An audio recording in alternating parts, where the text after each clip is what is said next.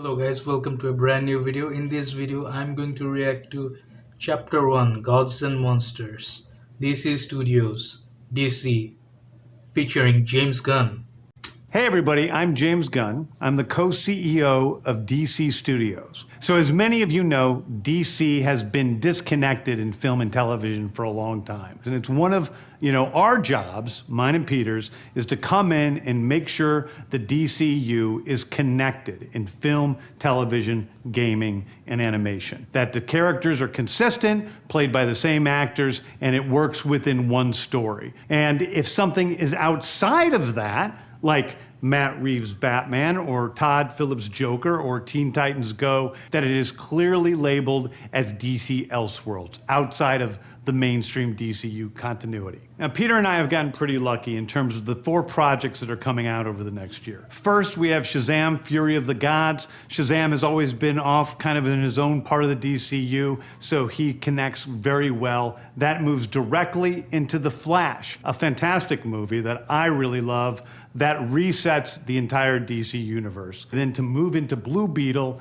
a fantastic film about a kid who's a marvelous part of the DCU, and then into Aquaman 2, which leads directly into our next few projects, which I'm going to tell you about now. So, Peter and I, along with a group of very talented writers, have started to map out an 8 to 10 year plan of what DC Studios will be in film, television, and gaming. This first chapter is called Gods and Monsters. Now, what I'm about to tell you, is a part of the first chapter. It's not the entire first chapter.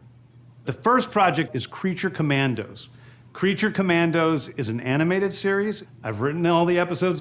Something we're going to do that's a little bit different at DC is we're going to have characters move into animation, out of animation, usually having the same actor play their voice as who plays them in live action.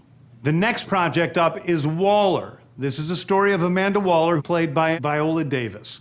Viola Davis is going to team up with members of Team Peacemaker, and this is a story that's been created by Crystal Henry, who did Watchmen, and Jeremy Carver, who created the Doom Patrol. It is a fantastic story that's out of this world, and I can't wait for people to see it. Okay, next up is the big one, the true beginning of the DCU.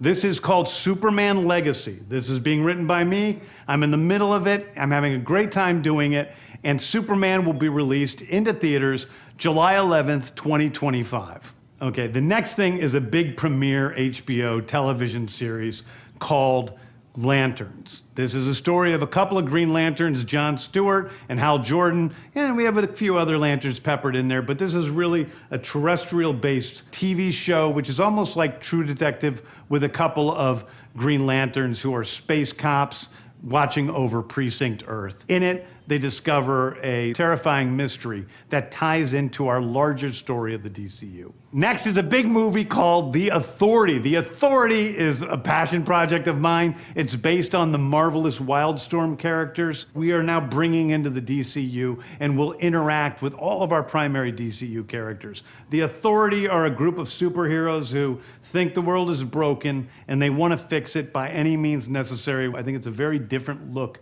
at superheroes.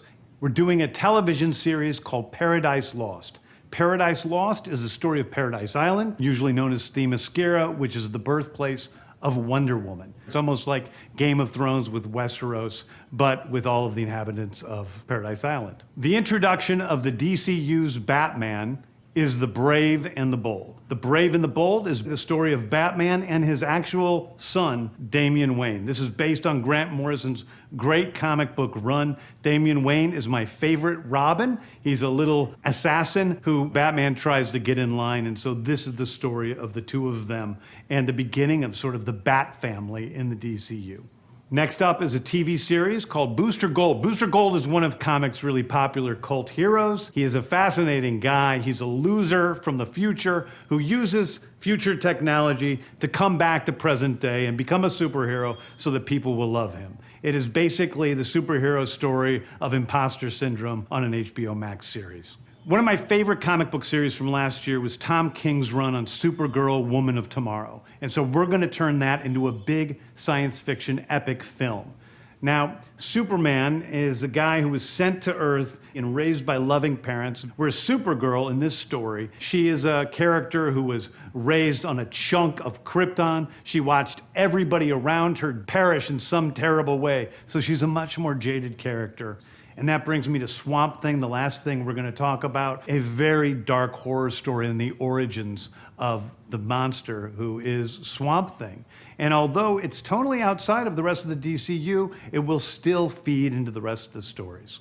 Anyway, those are the stories that I can tell you about right now. I've loved the DC characters since I was a child. They're incredibly important to me.